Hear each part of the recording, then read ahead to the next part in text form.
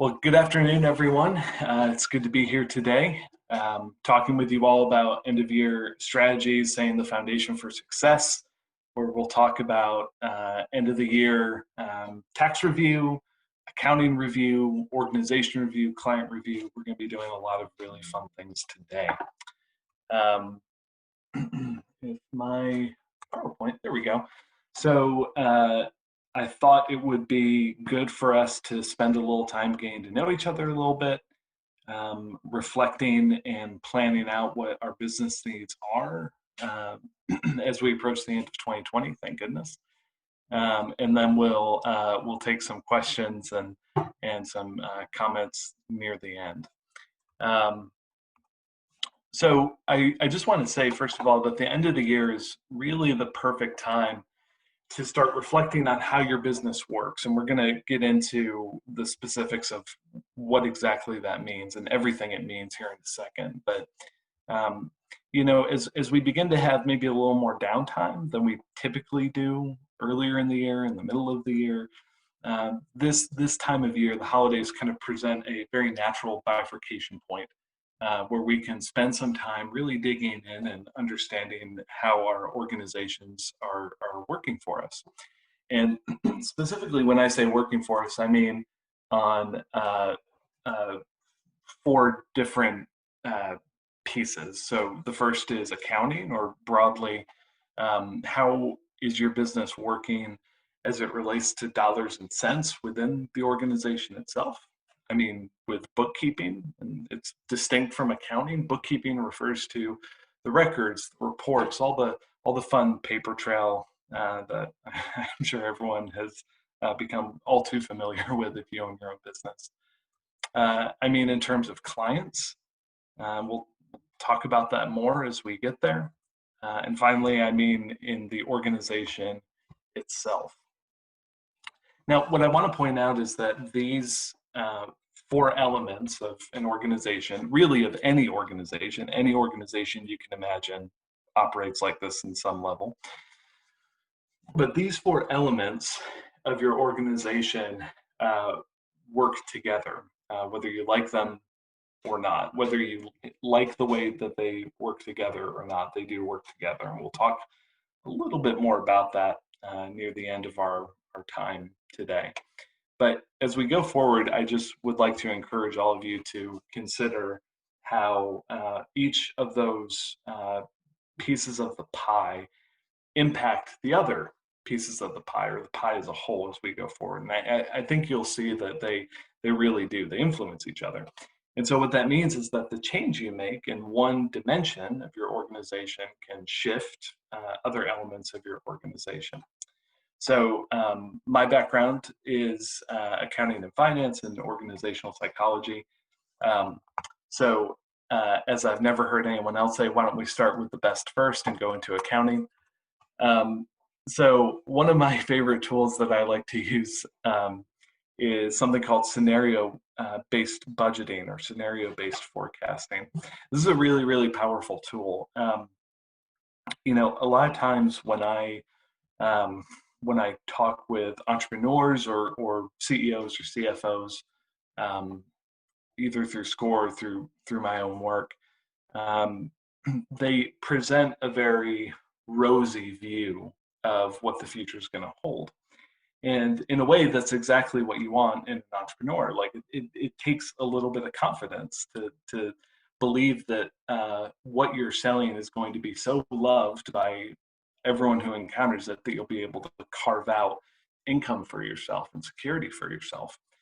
And sometimes you need kind of a fact check on that optimism. You need someone like me or anyone really to sit down and say, well, wait a second.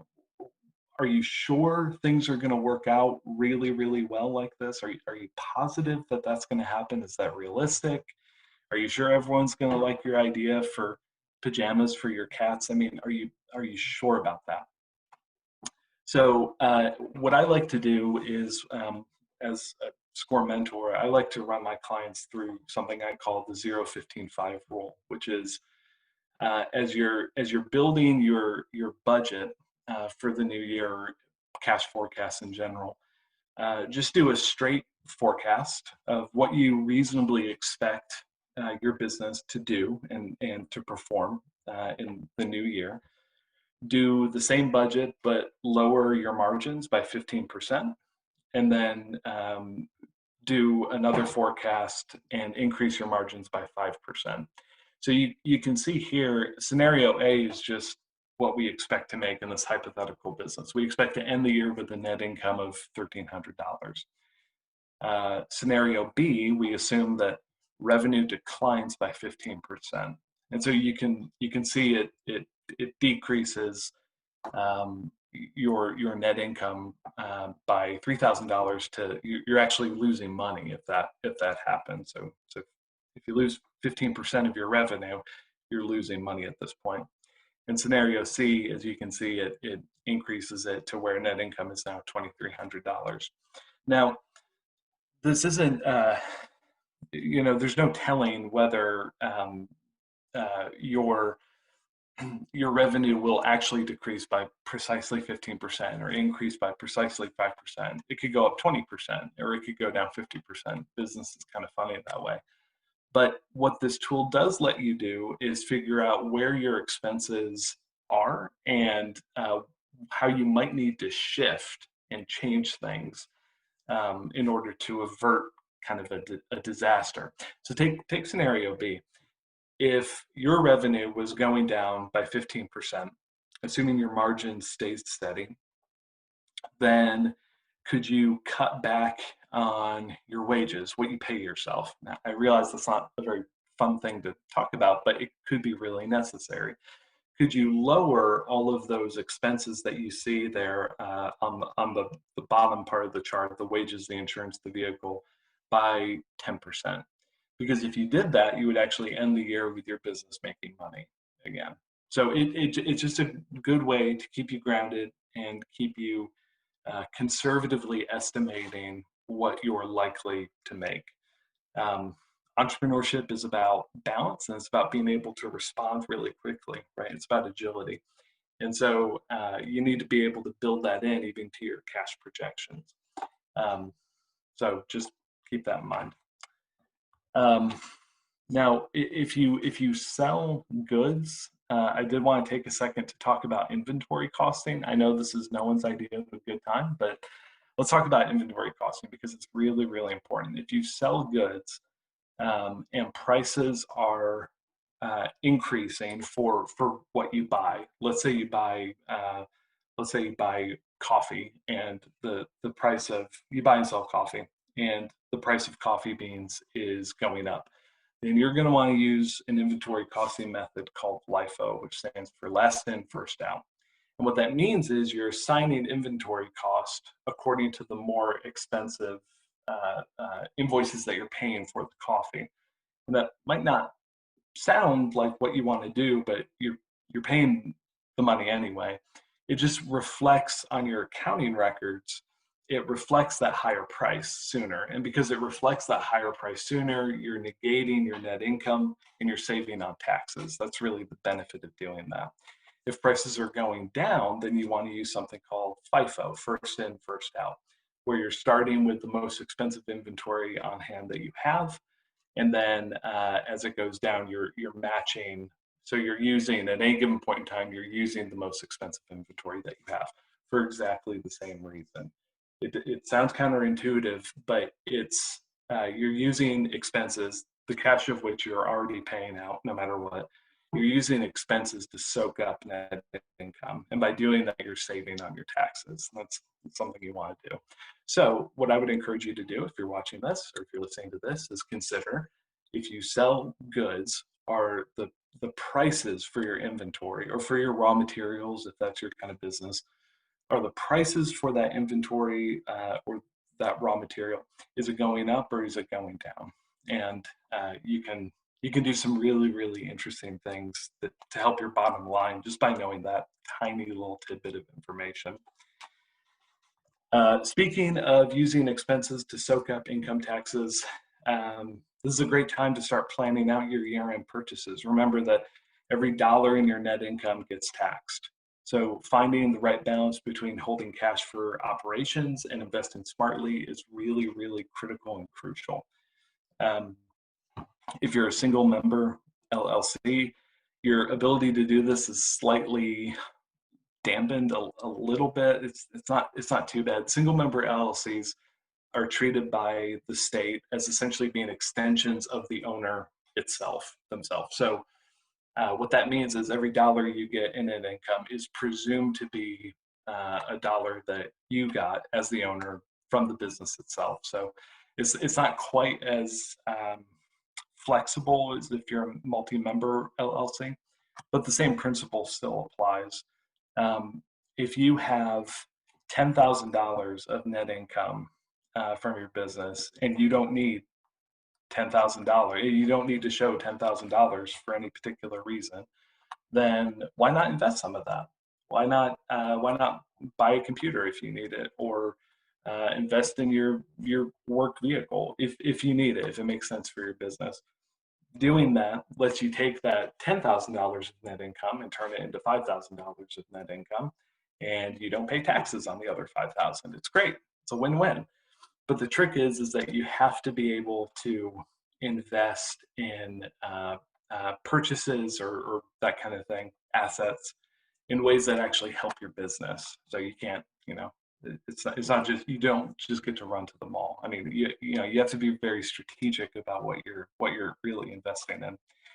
And the same thing goes with charitable contributions. This is a great time of year to begin looking in around your city or your state or even the country or even the world, to really find organizations that mean something to you, that are doing really good things that you really care about. And if it's appropriate, giving them a charitable contribution. Again, it lowers your taxable net income, which is great. And it does some good in the world. So this is a great time of year to begin thinking about that. Okay, let's see what else. So talked about a lot with accounting. Let's dive into the bookkeeping side of things as well. So for bookkeeping, one of the things I do, I have a side business where I consult with business owners, and we really this is a very common thing to come up. Do you have documentation for all your expenses? And the reason why it's important is, even if you never get audited, even if any of that never really comes to pass, even if the worst case scenario never really happens, if you don't have documentation for all your expenses, it's a really good thing to invest some time in doing. You're just going to end up staying more on top of your business and more on top of your expenses. When things are out of sight, they're out of mind. It's an unfortunate reality, I think, for a lot of us, but it is what it is. And so I would recommend making sure that for especially the big ticket things, for everything you have,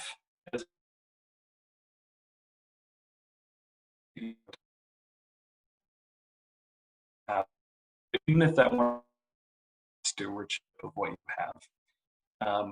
Say that makes it easy to create a custom report to find transactions. So I think you have to set up, find those transactions, attachment to them, and that's how you can do it. So you don't have to, comb through the 2,000 transactions you have from a bank, from your business. You can use technology to make it a little easier, and it's a really good investment of your time. I also think it's a really good time of year to begin running through your financial ratios. It's a really good time of year to begin understanding how exactly your business works and how it clicks. And so I listed a few that I think are good universal ratios just to kind of understand. So you have your margin percentage, which is just your sales minus your cost of goods divided by your sales. So it shows how efficient you are at fulfilling the sale. The higher, the better. So if you remember in our previous example of the scenario forecasting, what that showed was for every dollar of sales, it costs that fictional business 20 cents to fulfill the sale. So the margin there is 80%. That's not bad. It's not bad at all. Different industries, different kinds of businesses will, of course, have different margins that are standard and typical. Typically, your service industry, so if you're a consultant yourself or if you do some kind of consulting work, typically service industries have lower cost of goods sold because you don't have a physical, tangible thing. And of course, if you sell something physical and tangible, typically your cost of goods sold is a little higher. So there's no hard and fast rule in terms of what is a good margin and what's a bad margin. The value of this, and really of all these ratios, is it just gives you a starting point to begin determining how you're doing now relative to prior periods. So if you notice that your margin, your gross margin percentage, last year was 80% and this year is 75%, you probably need to look into what's causing that fluctuation. What happened there? Why are you losing a nickel on every dollar of sales? That matters. I mean, eventually it could be a dime or a quarter, right? I mean, that really matters. Your margin is being eaten away by something. Either you're underestimating and underquoting customers, or there's a spike in inventory price, or something's going on to cause that. Your current ratio is also a really, really important thing to know, and that's just cash. It's the sum of cash and other liquid assets you have divided by the cash you owe in the next 12 months. So it shows how much debt you have as a percentage of your assets. And I have here that the higher the better for that particular ratio to a point. To a point, which just means if you have too much cash, then you're not investing that money in something, right? You're not investing in the business itself. You're not investing in yourself. You never want to sit on too much cash if you can help it. Again, it sounds really counterintuitive, but I don't I don't know if y'all remember how much money your checking account made at the bank last year. I made a whole like $2.19. It was really not worth my time to hold my money in a bank account for the entire year. And if you hold cash in your business for too long, you're doing the exact same thing. You could be getting way better returns with your money by investing in more professional equipment that lets you finish jobs faster. That's a great investment. Investing in part-time help so that you don't have to handle all the documentation that I told you to handle in the last step, right? So you don't have to worry about that. That's also a great use of your time and money. Investing in marketing, right? That's a really great idea. So again, it's good to keep that number, that margin, that current ratio pretty high, but not past a certain point. Typically, the kind of the red zone, the red line that you don't want to go under that I've seen is 2-to-1. So if you have $2 of cash, you don't want to have more than $1 of liabilities or cash that you owe. And I haven't, again, I think the upper limit is probably dependent on the kind of industry you're in. Some industries are just more cash intensive, and so you have to hold more assets on your balance sheet in order to meet the demands that you have, and that's perfectly fine. It is what it is. Okay, inventory turnover is also super important, and that is just your sales divided by the beginning and ending year inventory divided by 2, and so that will result in, shockingly, a number. And if you divide 365 days by the number that you get from that, that is the number of days it takes you to turn over or sell and replace your inventory. And the lower, the better. So if you take sales and you divide it by your average inventory, which is what beginning year and ending year inventory divided by 2 equals, and you get 10, that means on average you turn over your inventory 10 times over 365 days. So on average you turn over your inventory every 36 and a half days. The quicker you can make that, which means the smaller that number, that initial number is, the more times you can turn over your inventory every year. That means you're getting money faster, you're getting better at making sales, you're getting better at collecting on sales. I mean, it's a very, very good thing for your business. So if you have inventory, if you sell inventory, keep an eye on that. Keep an eye on how well you're doing with that. And this is a great time of year to begin doing that. Even if you don't sell any goods, you have to find in kind of a comparable asset account to do that with for like services. Or you could use this next formula, which is AR turnover. And accounts receivable turnover is very, very simple as well. It's just credit sales. So how many sales do you make that are on credit or that you have to bill for? Is probably a better way of saying it. Divided by beginning year accounts receivable plus ending year accounts receivable divided by 2. And again, that's going to result in a number. And then you just divide 365 days by the number you get.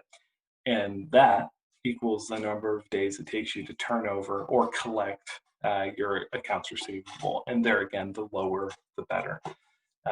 As someone who has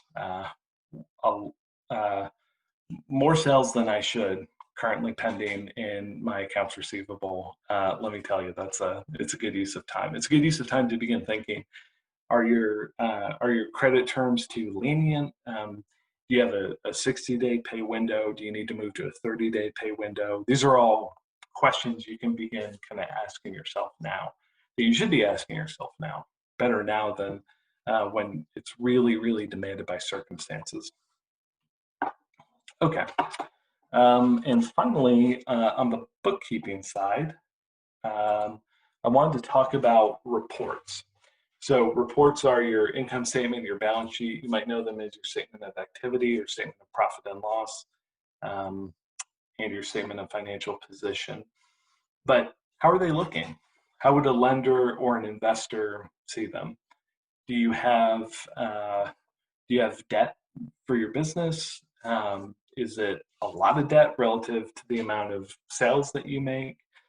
And I think sometimes when I talk to entrepreneurs or people who are just kind of starting out, this seems really, really intense and maybe not super intuitive. And I would just like to make the point that you always have a team of people who can talk you through this stuff. They're called SCORE. You're watching us right now. All this material and information is available online to really dive into. And like I said, you can have people in your corner who are backing you up and helping you make sense of this stuff. I think sometimes when I'm talking with entrepreneurs or CEOs, they look at only the income statement or only the balance sheet, and they don't look at both simultaneously. And you really need to. So your income statement really just talks about how are you doing with like revenue and expenses. That's what an income statement's all about. Right? Your balance sheet is how are you doing with your stuff, the stuff you own and the stuff you owe. How are you doing with that? And so by looking at those two financial statements, you can actually get a pretty clear picture of where your company is going and how it's doing.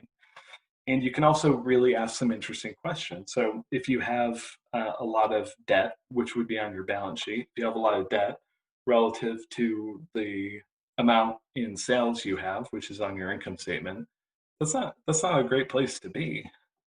And your balance sheet can look great, and your income statement can look great separately, but you have to compare them together. You have to say to yourself, okay, if I have a thriving business, why is it that I have a lot of assets on the balance sheet and I don't have a lot of revenue on my income statement? What does that mean? It means your assets are being underutilized. You're not getting the most value you can out of the stuff you own. Nothing wrong with that, but it gives you a starting point. And a starting point is great because it means you can only go forward from there. If you look at your income statement and you say, I have a lot of expenses. I have so many expenses that I have a $20,000 margin. And by the end of the year, I only have $1,700 in net income. Why is that? And then you can look over at your balance sheet and you can say, well, because I'm paying back this loan, that's probably why, right? So you can get a good sense of where your business is. Okay, let's talk real quick about clients. I don't know if you've ever heard of the Pareto principle, but I love it. I love it very much. As a very busy person, the Pareto principle says that 20% of your input is responsible typically for 80% of your output. And for really busy entrepreneurs, I like to break this down by two different bars, right? So the one is 20% of your clients, odds are responsible for 80% of your revenue. If you do the math, I think you might literally find that to be true. It's crazy how this mathematical relationship shows up in all sorts of things. But the point is that a small number of your clients are most likely responsible for a large amount of your revenue, and that's normal, and it's really wonderful. Because what it means is you might have an opportunity to focus on those relationships that are the most profitable. Entrepreneurship's a really weird thing because a lot of times I think you're choosing between multiple good things. You have good paths no matter which way you go. And so what that means is you paradoxically you kind of have to choose the best path. And this kind of helps you do that.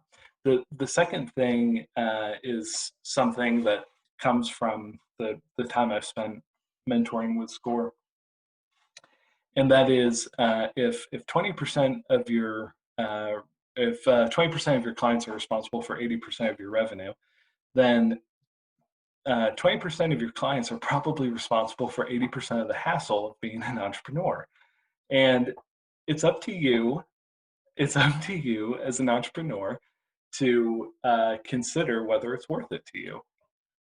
And that's a that can be kind of a tough thing, I think, for a lot of people who are pursuing their own dreams of owning a business to really consider. But I think it's a really valuable thing to take some. You don't have to think about it all the time, but take some time now during the end of the year to really begin thinking about: do you need the client who makes your life a living hell? I mean, maybe you don't. I don't know. Maybe you don't. Maybe you're at the point now with your client base where you don't need the client who constantly emails you minutes before a board meeting asking for this, that, and the other thing, right? Maybe you don't need that. And I am speaking from experience. I'm still a little bitter about some things, but maybe you don't need that. And if you can begin to kind of transition away from those troublesome clients, or more graciously and more generously, clients whose needs don't match what you can offer at this point anymore. Maybe it's a good thing. Maybe it's the kindest thing you can do to them is give them the opportunity to find someone else who can meet what needs they have. Maybe it doesn't have to be you. I also wanted to take a second to talk about bundling work, because I think sometimes we go through the new year and we just kind of hurtle through time, right? So just yesterday it was January, and I had all these great ideas and intentions and plans about what I wanted to do this year, and then 11 months later, there's been COVID. Like it's been a full year in many ways. It's been a full year, and so over the course of that time, I don't know about all of you, but I've actually been really hard pressed to find ways that I could save time for myself. And ironically, it's precisely the right moment for me to have those kinds of conversations. So one thing I think about a lot is bundling work. How can you group like kinds of work together to save time? So for me, with the businesses I have, one morning a month, I sit down and I send out invoices to all my clients, and it takes maybe 15 minutes. It's really not a big deal. But because I bundle it all at the same time, I don't have to remember, the next week, oh, did I invoice that client? Did I do that? Did I do that correctly? I just know it's already been taken care of. And because it's already been taken care of, I don't have to spend time logging into my invoice manager, sending them the invoice, waiting for a response. It also means that my invoice payments are typically some variation, but it's typically a smooth line as people pay kind of at different times anyway. You don't have these big jumps and then gaps and then jumps and then gaps. So this is a good time for you to be thinking about, for the work that you do, how can you bundle that work together to really save time? Okay, onward. This is kind of our last slice of the pie, but it's really, really critical. So remember that as you come upon the end of the year, it's worthwhile to take the 2 minutes and figure out when you need to re-register with the Secretary of State if you have an LLC. If you have a multi-member LLC, or if you have a specific kind of single-member LLC, I suppose, it's a good idea to review that operating agreement. How's that partnership agreement working out? Is there anything you want to change? Is there anything that your partner thinks might be not quite working as well as it could for you? A good example of this is I have one of the businesses that I run provides consulting and coaching services to people across the country, but mostly centered here in Oklahoma City.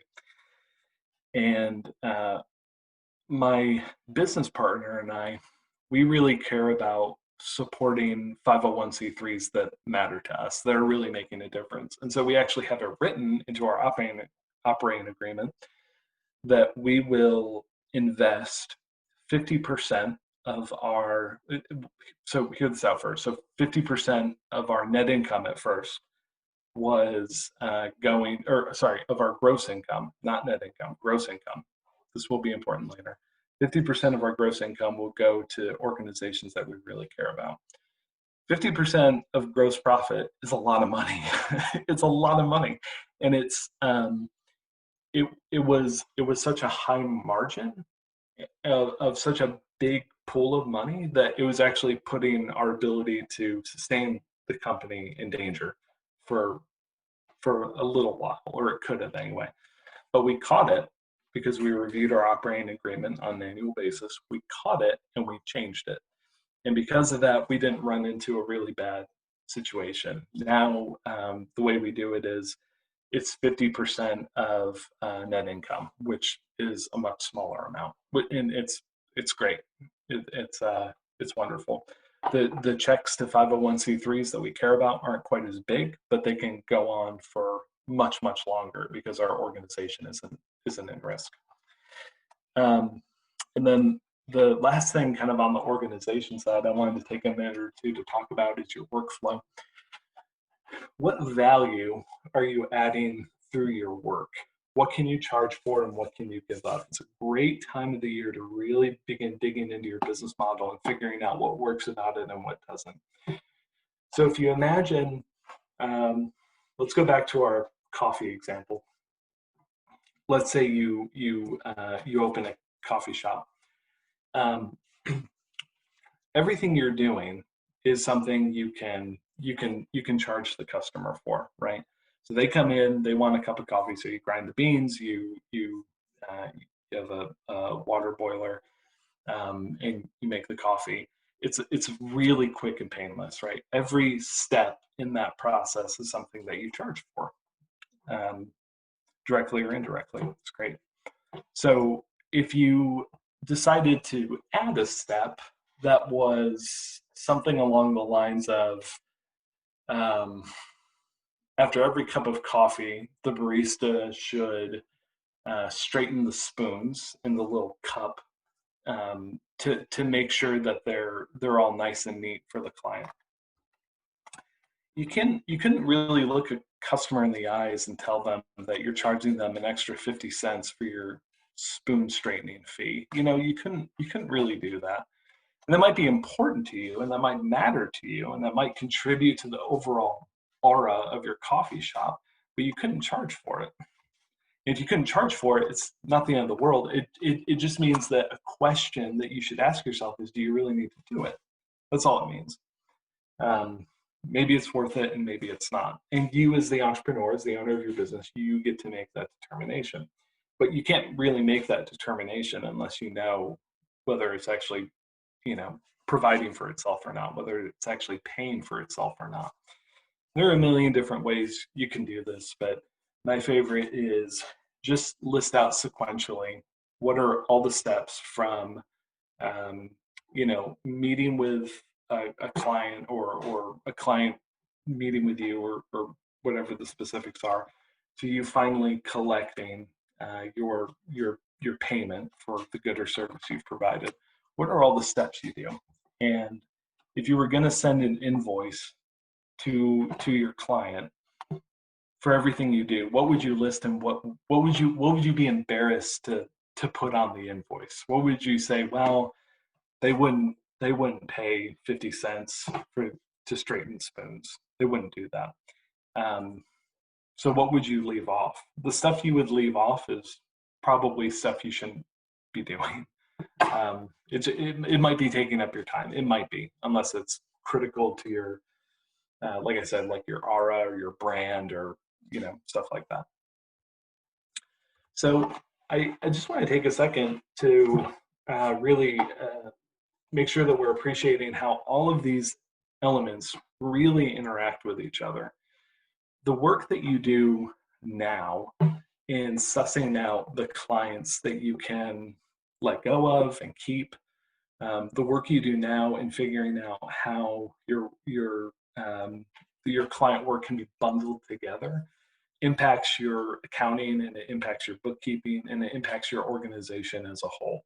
The work that you do now in figuring out the value stream map for your client-centered processes very obviously impacts your accounting and your bookkeeping, and vice versa, right? The work that you do now in figuring out your ratios that we talked about, maybe that impacts the kind of clients you take on, right? Maybe it means that, well, I can't really, I need to step away from offering credit sales, and I need to work with cash for a little while in order to get that ratio kind of under control. And so maybe that impacts the kind of clients you go after, and how you go after them, and how you communicate your incredibly unique value proposition to them so that they want to pay with cash and not with a credit card. All of these things that we're talking about today, that we have talked about, all of them interact with each other. All of them interact with your business, and all of them influence your business and impact your business. And so I realize this can sound like a lot, and to some extent it might sound like, a dog chasing its tail. Where exactly do you really start here? And I'm a big fan of a principle I like to call tiny steps forward. And so if I was going to frame it, I would frame it like this: what do you need to do for your business? What's the next smallest right step you need to make for your business? I have a feeling you probably know what it is, and maybe you've been putting it off for a while. And that's the best part of coming into this time of year, is that you no longer get to just put it off. Now it's time to actually reckon with that stuff and set yourself up for success. Make sure that you're doing everything you can to make sure that your organization, your business, your side hustle, whatever you want to call it, make sure that it actually is able to be supported in the new year in 2021. If you are, Stephen King, the novel writer, has kind of a unique take on what it means to be a successful writer. One thing he says is, if you have ever been paid for your writing and you use that money to keep the lights on at your house, I consider you a skilled writer. And so, co-opting that for a second, if someone who is not related to you and is not a friend, if someone unrelated to you has paid you money for your good or service, and you've used that money to put food on the table, you're a skilled entrepreneur. You can do it. You've already done it. You've gotten money in the door already. And what keeps good entrepreneurs in the game and able to continue investing in and building their businesses is the ability to make adjustments over time. And so when we talk about year-end tax review, making sure that your accounting and your bookkeeping and your client work and your organization work are all working together. Really, that's what we're talking about. What are the tiny little adjustments you need to make in order for your organization to stay relevant and competitive? I want to thank you all so much for coming today. I really appreciate you, and best of luck out there. And do let us know if we can support or help you in any way. Score Counseling is a really great service. It's always free to you. And there are some incredibly qualified and capable people who are standing by, ready, willing, and able to help you take your business to the next level. Thank you very much.